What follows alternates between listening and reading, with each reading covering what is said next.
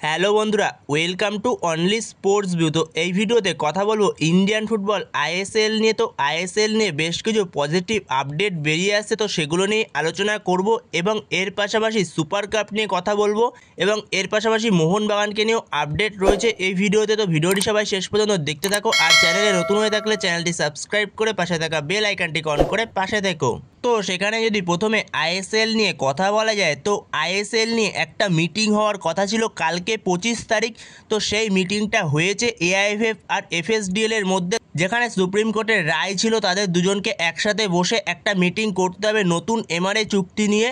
তো সেখানে কালকে সেই মিটিংটা হয়েছে। তো সেই মিটিং থেকে যেরকম আপডেট বেরিয়ে আসছে, তো বড় বড় জার্নালিস্ট যারা রয়েছে তারা যেরকম আপডেট শেয়ার করছে, তো সেখানে সেই মিটিং থেকে পজিটিভ আপডেটই বেরিয়ে আসছে, যেখানে এআইএফএফ আর এফএসডিএল নতুন চুক্তি এমআরএ স্বাক্ষরে তারা দুজনই রাজি হয়েছে, তাদের দুজনের মতামতই মিলেছে। যেখানে এতদিন পর্যন্ত দুজনের মতামত একজনের মিল ছিল, তো একজনের মিল ছিল না, তো দুজনের মতামত ঠিকঠাক মিল ছিল না, তো সেখানে সেই মতামতটা দুজনের মিলেছে কালকের মিটিংয়ে।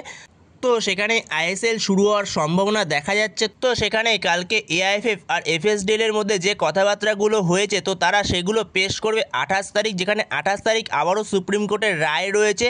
ফাইনাল রায় হয়তো সেদিনই দেবে সুপ্রিম কোর্ট। আইএসএল নিয়ে কী ভবিষ্যৎ বেরিয়ে আসছে, তো সেখানে আমাদের 28 তারিখ অবধি অপেক্ষা করতে হবে যে আইএসএল নিয়ে কী মতামত বেরিয়ে আসে, কবে থেকে আইএসএল শুরু হতে পারে। তো সেই বিষয়ে আমাদের 28 তারিখ অবধি ওয়েট করতে হবে। তো সেখানে দেখা যাক 28শে আগস্ট কী আপডেট বেরিয়ে আসে।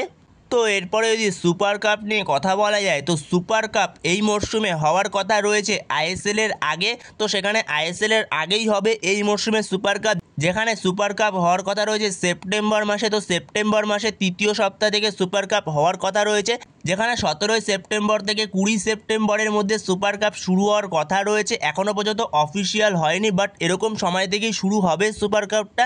তো সুপার কাপটা যেমনটা শোনা যাচ্ছে, সুপার কাপ 1 মাস ধরে চলবে। তো সেখানে যদি সুপার কাপ 20 সেপ্টেম্বর থেকে শুরু হয়, তাহলে 20 অক্টোবরে গিয়ে শেষ হবে।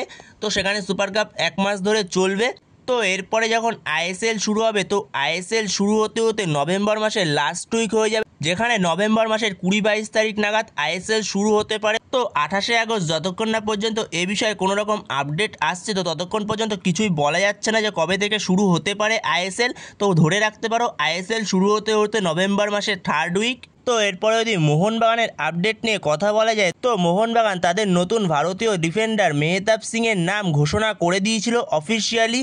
তো এরপরে মোহনবাগানের আরও একটা নাম অ্যানাউন্সমেন্ট আসবে, এর মধ্যেই আসবে সেই নাম অ্যানাউন্সমেন্টটা মোহনবাগানের বিদেশি রবসান রবিনো। তো রবসান রবিনোকে নিয়ে অনেকেরই প্রশ্ন রয়েছে যে রবসান রবিনো আদৌ মোহনবাগানে সাইন হয়েছে কিনা। তো সেখানে মোহনবাগানে তো রবসান রবিনো সাইনিং হয়ে গেছে, বাট এখনও পর্যন্ত সেই সাইনিংটার অফিসিয়াল অ্যানাউন্সমেন্ট আসছে না।